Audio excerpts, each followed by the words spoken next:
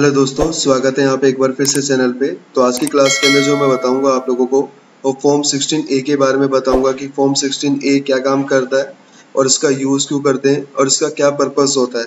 अगर मैं बात करूँ फॉर्म 16A की, तो ये भी क्या होता है, एक सर्टिफिकेट होता है जो इशू करता है tax deductor, deduction of tax for payments made toward commission, professional fees, bank interest etcetera. मतलब कि जो फॉर्म 16A होता है वो एक सर्टिफिकेट होता है जो इशू करता है tax deductor on the deduction of tax for payments made toward commission, professional fees, bank interest. मतलब कि जो सैलरी से अगर आपकी अदर देन जो सैलरी आपकी इनकम होती है, जैसे आपका कमीशन हो गया, प्रोफेशनल फीस हो गया, बैंक हो गया, कोई आपका गेमिंग हो गया यहाँ पे, तो उन सब पर आपका क्या होता है, आपका टीडीएस क्या होता है, आपका डिडक्ट होता है। तो जो आपका टीडीएस डिडक्ट होता है यहाँ पे, तो जो आपका टैक्स डिडक्ट करता है तो वो आपको क्या करता है, फॉर्म 16A क्या करता है, प्रोवाइड करता है, जिसके अंदर यहाँ पे एक मेंशन होता है यहाँ पे कि भाई मेरा टैक्स क्या करा है यहाँ पे, इस पर्सन ने डिडक्ट करा है यहाँ पे। और उसके साथ साथ यहाँ पर क्या होता है, वो एक इंश्योर कर रहा होता है कि जो भी मैंने टैक्स क्या करा था, डिडक्ट किया था यहाँ पे, वो मैंने गवर्नमेंट को क्या करते हैं, डिपॉजिट कर दिया है। तो जो फॉर्म 16A होता है वो इशू होता है यहाँ पे quarterly by the tax deductor.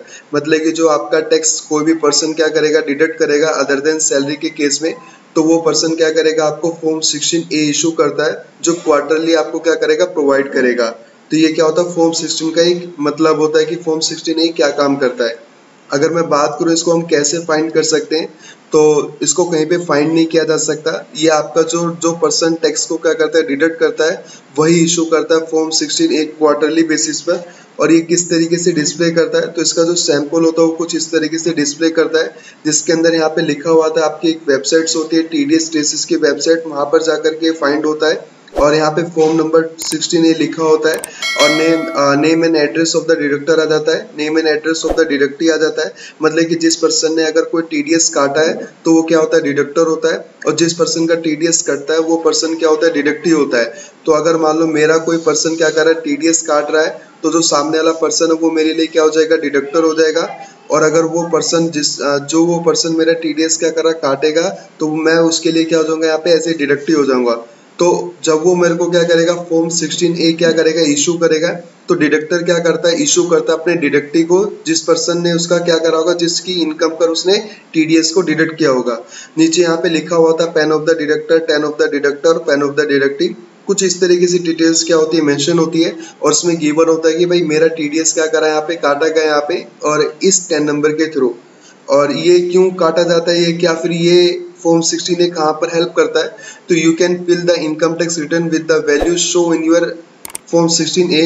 In case the value are pre-filled in the income tax return, you can cross check the same with your form 16A।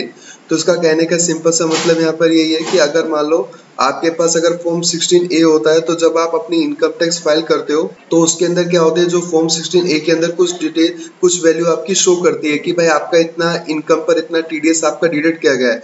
और जब आप इनकम टैक्स फाइल करते हो ना, तो उसके अंदर क्या होता है, वो डाटा आपका फ्री फील्ड आपको प्रोवाइड करता है, जो आपके फॉर्म 16A के अंदर क्या होता है, मेंशन होता है। तो जैसे कई बार डाटा अगर प्रीफिल्ड आ जाता है, तो आप क्या करते हैं, फॉर्म 16 के अंदर जो 16A के अंदर जो आपका वैल्यू होती है और जो उसके अंदर इनकम टैक्स फाइल करते वक्त जो प्रीफिल्ड डाटा है, आप उसको क्या करते हैं, क्रॉस चेक करते हैं। और अगर आपको लगता है कोई चीज अगर मिसमैच है, तो आप उसको क्या कर सकते हैं, ठीक भी कर सकते हैं। और ये होता है आपका फॉर्म 16A। आई होप आप लोगों ने समझा होगा। अगर आप लोगों को वीडियो अच्छी लगती है तो प्लीज चैनल को लाइक करना और सब्सक्राइब करना और शेयर करना मत भूलना।